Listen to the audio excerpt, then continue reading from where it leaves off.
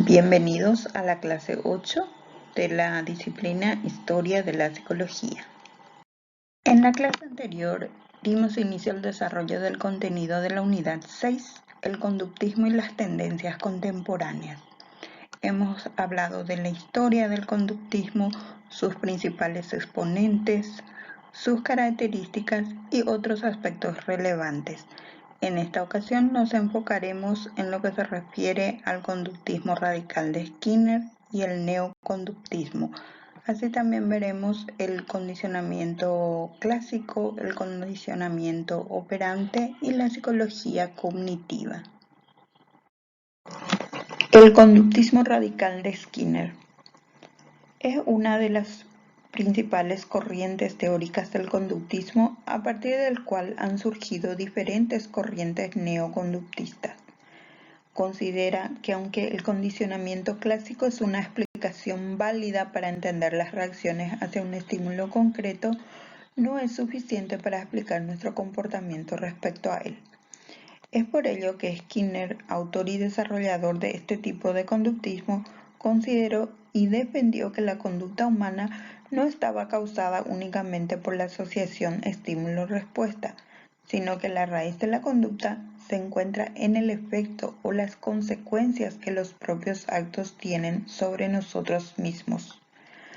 La mente y los procesos intelectuales son considerados como elementos existentes, pero no resultan explicativos de la conducta y su estudio resulta improductivo. En todo caso, podría definirse el pensamiento como una conducta verbal derivada de los mismos principios del condicionamiento. Para Skinner y el conductismo radical, la conducta y su persistencia o modificación depende de lo que ésta pueda provocar. Si una conducta tiene consecuencias favorecedoras para nosotros, tenderemos entonces a repetirla a menudo de manera que obtengamos el beneficio en cuestión con más frecuencia. Si por el contrario, la conducta tiene como consecuencia que suframos un daño, la haremos con menos frecuencia o la inhibiremos. La asociación entre conducta y las consecuencias de esta es lo que se denomina condicionamiento operante, y los estímulos que hacen que repitamos o no la conducta son los reforzadores. En este tipo de pensamiento, en el que surgen conceptos como el reforzamiento y el castigo, que posteriormente serían aplicados en diferentes técnicas, algunas de las limitaciones a esta propuesta. La aportación del conductismo radical ha sido imprescindible en el desarrollo del estudio científico de la conducta. Sin embargo, esta perspectiva tiene el inconveniente de que al menos originalmente no tiene en cuenta otros factores como ser la motivación, las emociones, la inteligencia o la personalidad del sujeto. Es por esta y otras limitaciones por las que terminarían por surgir diferentes enfoques neoconductistas que sí las tienen en cuenta.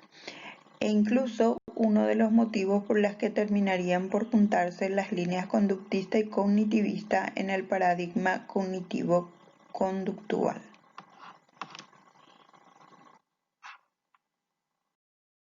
El neoconductismo nace en la década de 1930 con un grupo de psicólogos como Tolman y Hull, quienes desarrollan esta corriente.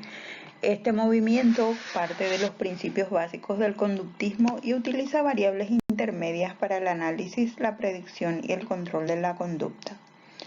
Varios expertos consideran como padre de esta corriente psicológica al filósofo Skinner, que llevó a cabo un importante número de aportaciones a esta corriente a través de sus obras publicadas y también mediante una serie de inventos y pruebas tales como el proyecto Paloma o la caja Skinner.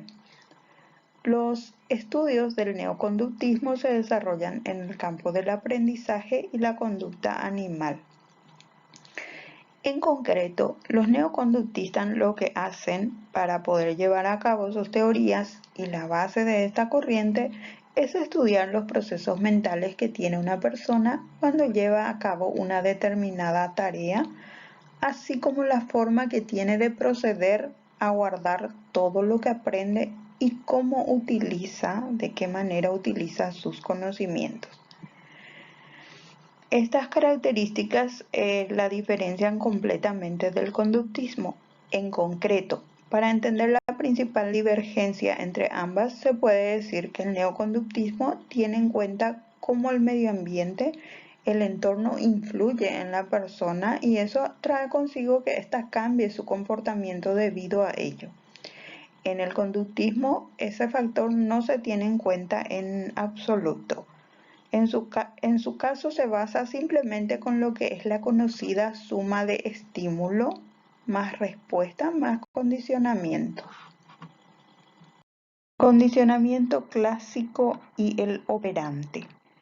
El conductismo utilizó el condicionamiento clásico y el operante para explicar el aprendizaje de muchas de las conductas que estudió.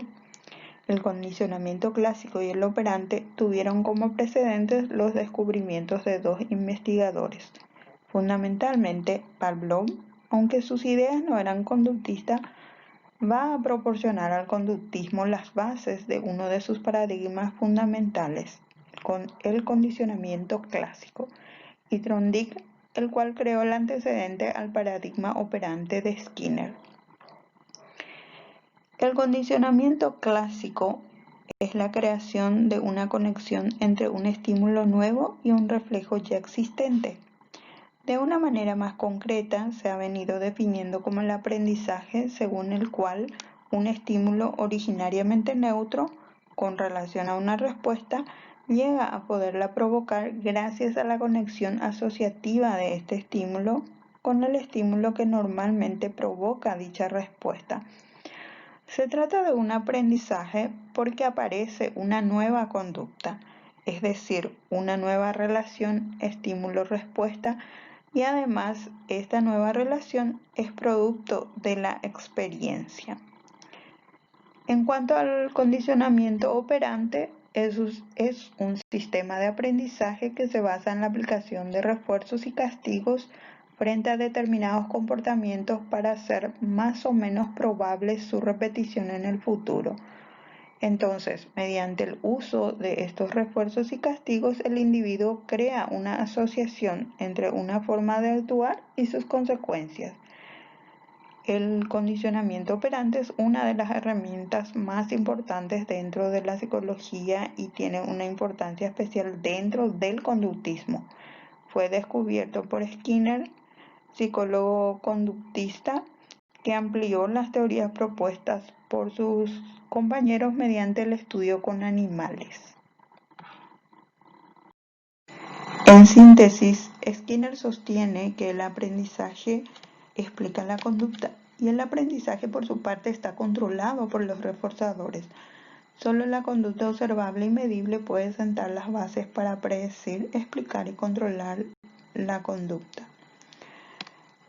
La principal característica de la postura neoconductista es su insistencia en planear preguntas muy precisas y bien delimitadas usando métodos objetivos y llevando a cabo una investigación minuciosa.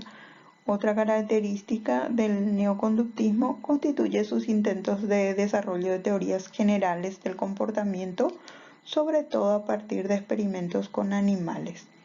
Entre sus principales representantes se encuentran Tolman, Hull y Skinner.